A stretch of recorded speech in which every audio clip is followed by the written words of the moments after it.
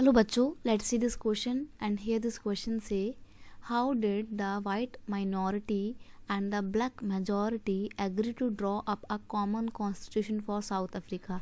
किस तरीके से black people की जो majority थी ब्लैक पीपल की जो मेजॉरिटी थी और वाइट लोगों की जो मेजॉरिटी थी वो दोनों एग्री हुए कि वो अब ब्लैक और वाइट लोगों के लिए साउथ अफ्रीका में कॉमन कॉन्स्टिट्यूशन अडॉप्ट करेंगे। उससे पहले क्या होता था कि ब्लैक लोगों के लिए अलग संविधान था और वाइट लोगों के लिए अलग कॉन्स्टिट्यूशन था, लेकिन बाद में दोनों एग्री होते हैं और एक कॉन्स्टिट्यूशन बनाते हैं। तो कैसे एग्री हुए थे वो बताना है। क्वेश्चन का की कॉन्सेप्ट है common constitution for south Africa.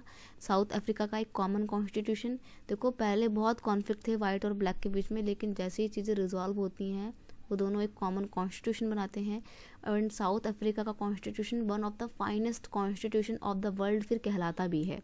The white regime change it's repressive policy and re appeal it's discriminatory law. यानी कि जो वाइट रिजीम थे उन्होंने अपनी जो पहले की रिप्रेसिव पॉलिसी थी जिसमें वो वाइट लोगों को जिसमें ब्लैक लोगों के साथ बहुत ही गलत व्यवहार करते थे उसको उन्होंने चेंज किया और री अपील की अपने डिस्क्रिमिनेटरी लॉ की, मतलब उनको वापस ले लिया। अब कोई भी भेदभाव नहीं होगा ब्लैक लोगों के साथ में।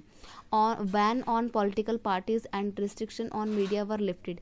जो भी पहले पॉलिटिकल पार्टीज के ऊपर बैन लगा रखा था कि अब कोई और नई पॉलिटिकल पार्टी नहीं बन सकती है, या मीडिया के ऊपर जो रिस्ट्रिक्शन लगा रखी थी जिसमें वो सिर्फ वाइट लोगों को फेवर करने वाली बातें ही दिखाती थी, उन सब चीज़ों के ऊपर लगी हुई रिस्ट्रिक्शन को हटा दिया। अब लोगों को उनके आइडियाज़ को एक्सप्रेस करने की आज़ादी दे दी गई।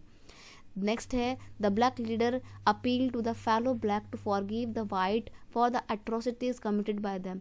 सिमिलरली जो ब्लैक लीडर्स थे, ब्लैक नेता थे, उन्होंने अपने ब्लैक भाई बहनों से कहा कि आप लोग भी जो भी पीछे पास्ट में हुआ कि वाइट लोगों ने हम पे अत्याचार करे उन सबको भुला दो और साथ में मिलकर आओ, अब एक नया देश बनाएंगे, रेनबो कंट्री बनाएंगे जिसमें मल्टी रेशियल लोग रहा करेंगे। इस तरीके से वाइट और ब्लैक लोगों के बीच में एक सहमति बैठी।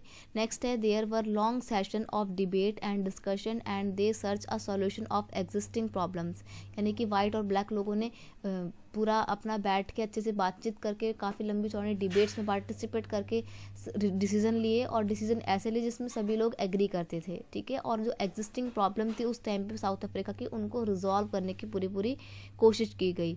It was agree that everyone should be a part of the solution irrespective of difference and whatever they had done or represented in the past। यानी कि सभी लोगों को कॉन्स्टिट्यूशन में और कंट्री के पॉलिटिक्स में पार्टिसिपेट करने के लिए पूरी आज़ादी दी गई बिना किसी भेदभाव के, जो कि उनके साथ पास्ट में किया जाता था।